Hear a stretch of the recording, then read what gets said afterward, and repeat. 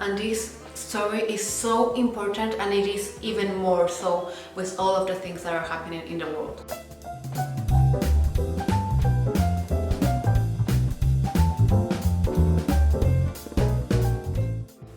Hello, did you miss me? So I've been having trouble keeping track of the days, even of the months, and I realized that I owe April and May wrap up. So I'm going to talk about these books right now. The first book that I'm going to talk about is The Nightingale by Christine Hanna. It is one of the first historical fictions that I read from World War II, and this raised the stakes so much for me. Everyday activities like falling in love, even just going to the groceries, was something that determined life or death. In here we follow two sisters. Bien is older by 10 years, and Isabel lost her mom when she was 4. Obviously, Bien also lost her mom, but she was 14. Isabel is a rebel, and she starts as an annoying rebel, but then she grows up so much, and Bien starts kind of almost like a coward, and she also grows so much. I learned to love these characters and to even get to know them as friends. This is a story that breaks your heart and then heals it up again and then breaks it again, kind of like your ex.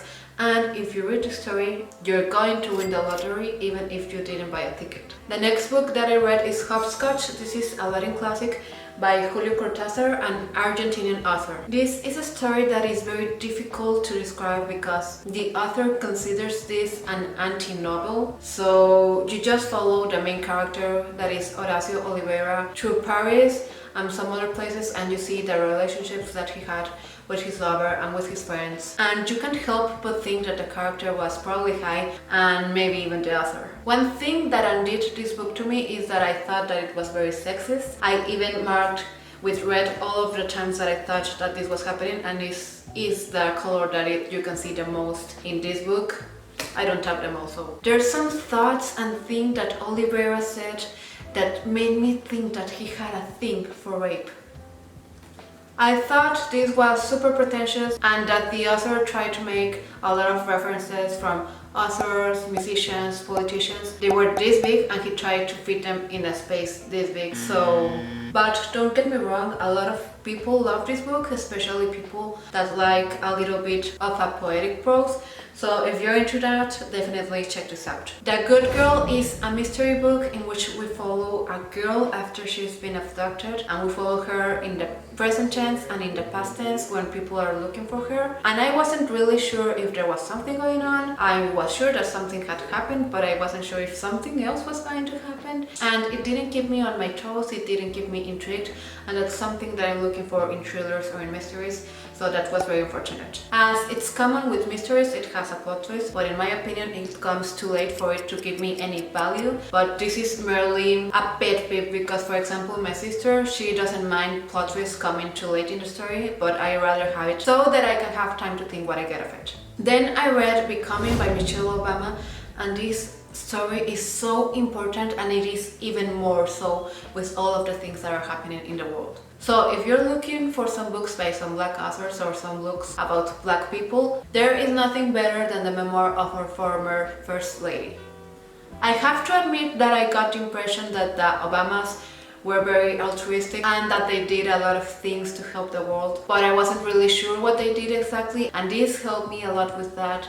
I learned about all of the ways that they helped our country, and maybe some of the good things that are happening today were by the influence of Michelle Obama, and I didn't know that. With this story you get to know firsthand how black people have been manipulated by the system from Michelle's grandpa's time up until her time and until her daughter's time, building obstacles for diverse people and people of different colors for them not to move forward in life. I almost cried several times. I believe I even shed a tear. I laughed.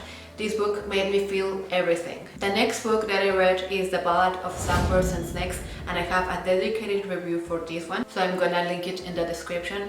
But in general terms, it is about the Hunger Games, 64 years before the original trilogy. It's been the 10th year of the Hunger Games, and we follow President Snow when he was just 18 years old, and he's going to become a mentor. This is the first time that they're going to use mentors, and Coriolanus is very ambitious about this because if he gets a good tribute, this can assure his future. So he's expecting to get a tribute from District number 1 or one from District number 2, but instead he gets the worst of the worst, which is the girl from District number 12, and this is Lucy Gray.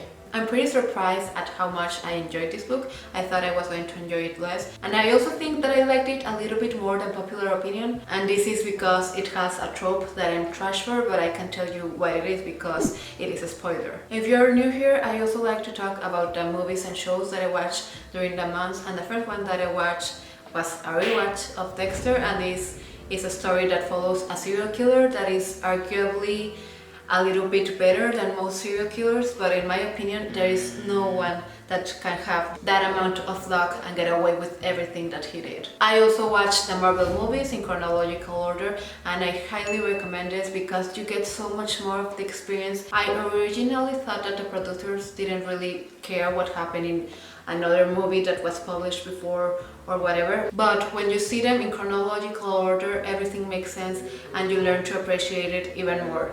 The next movie that I watched is Onward, and this is in Disney Plus, and if you haven't watched it, please do because it is the cutest thing ever. Here we follow two elf brothers that lost their parents while they were very young, and they learn that there is a spell that can bring him back to life for only one day, but they only bring back his bottom half, and they are trying to do the impossible to bring the rest of his body back. I just gotta tell you that you have to be prepared to cry with this one. The next movie that I saw is Extraction, and it is in Netflix. In here we follow Thor, aka Chris Hemsworth, and I am so happy to see him in another role that is not the hot guy that knows that he's hot.